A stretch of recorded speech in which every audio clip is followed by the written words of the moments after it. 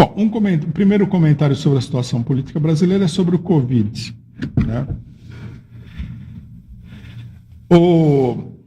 Um conjunto de jornais aí tem apresentado sistematicamente os dados de mortes do Covid. Essa semana,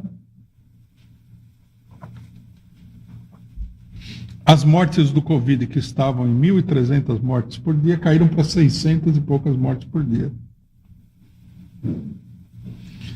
Né?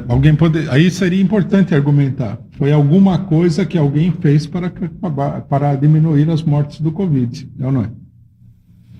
Só que ninguém fez nada. Pelo contrário. O que os governos fizeram foi abrir toda a economia, né? E com isso, você veja que isso aqui deveria ser estudado internacionalmente, junto com a vacina do Covid, né? Se você abrir toda a economia, como aconteceu em São Paulo, as mortes caem pela metade. Não é uma maravilha? É uma maravilha tecnológica isso. Não é? Eu diria mais, é quase um milagre. Os governos não fizeram nada para testar as pessoas.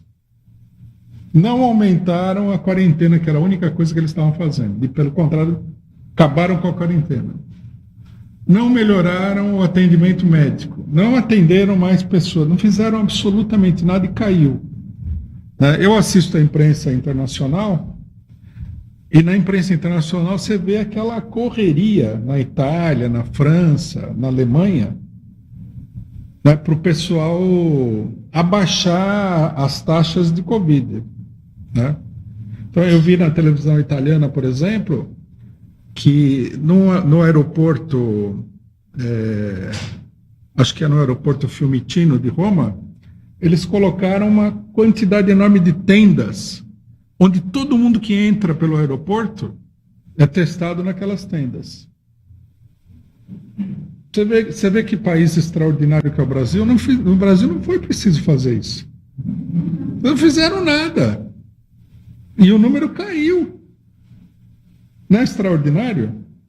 É extraordinário, não é? Por que o número caiu? Né? Vamos ver agora as verdadeiras causas. O problema, né, que está por detrás disso é o seguinte, é a volta às aulas. Alguém poderia perguntar, mas por que o pessoal insiste tanto na volta às aulas? Por que eles têm tanto interesse nisso?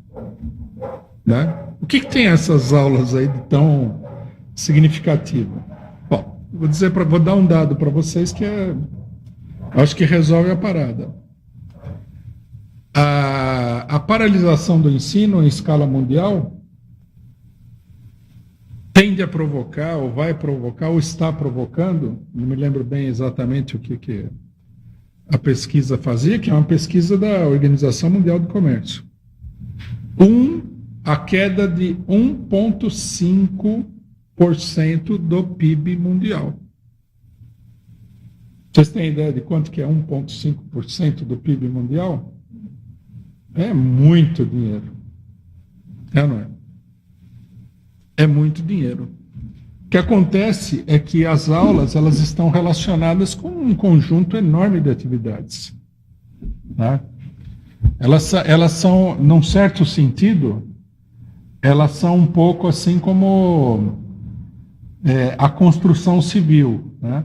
Quando a construção civil aumenta o número de pessoas que está trabalhando, o trabalhador da construção civil vai consumir mais alimentos, vai consumir mais instrumentos de limpeza, transporte, quer dizer, ele gera um consumo na base da pirâmide econômica que vai, né, se refletir numa série de indústrias.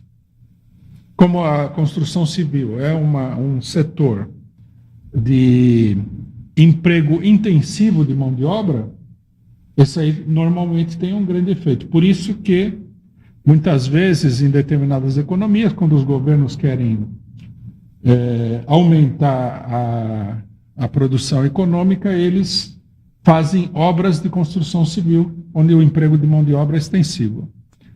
O estudo é a mesma coisa. São milhões de estudantes nos vários níveis, né? São muitos milhões de estudantes. Esses milhões de estudantes, eles precisam se transportar até a escola, comprar material escolar, consumir alimentos na escola, né? E assim por diante. Eles geram uma cadeia de consumo. E ao gerar essa cadeia de consumo, eles impulsionam a economia. Se você paralisa as aulas, você paralisa essa cadeia de consumo e o efeito é bastante grande, como se pode ver nesse relatório, 1,5% do PIB mundial, né? Por isso que o pessoal está fazendo tudo quanto é esforço para a volta às aulas, né? Na Europa também, a questão da volta às aulas é uma questão essencial em todos os países do mundo, é o que mais se discute, o problema da volta às aulas. Nos países europeus, eles fazem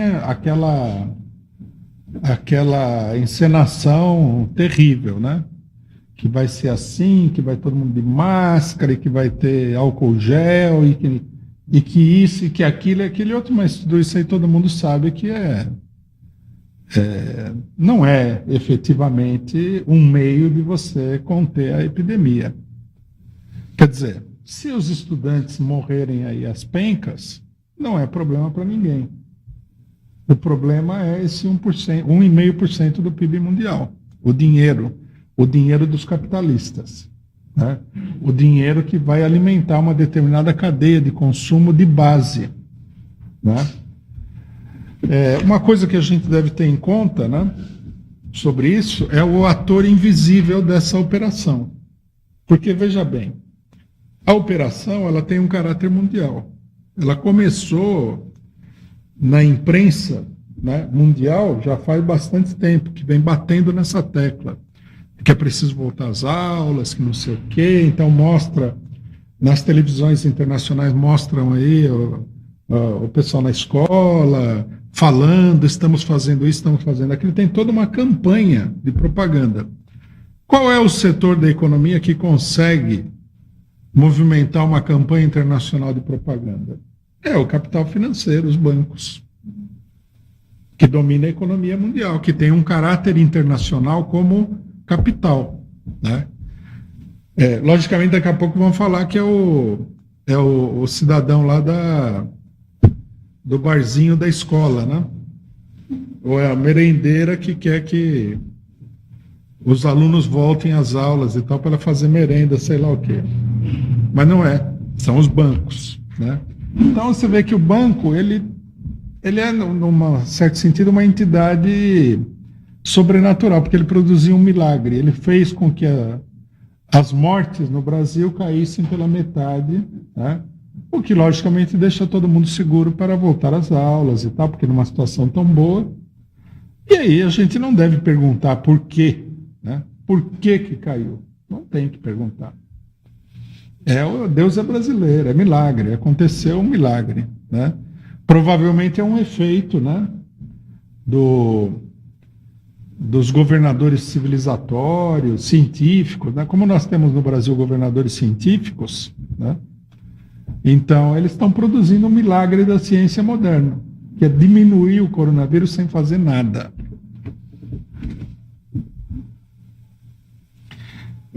É preciso dar um combate a isso daí, logicamente, né? Um ponto fundamental dessa luta é a luta da juventude contra a volta às aulas. Não tem que aceitar isso daí. Tudo é uma farsa, é uma mentira. E tudo bem que existe o problema na economia mundial, e daí? Em primeiro lugar, né, nós temos que defender, em primeiro lugar, em segundo lugar, em último lugar, nós temos que defender a vida das pessoas, né? A economia já é outro problema para o governo Bolsonaro tratar. Tira o dinheiro dos bancos, dá para o povo, aí o povo consome alguma coisa, né? Vamos encontrar uma outra solução.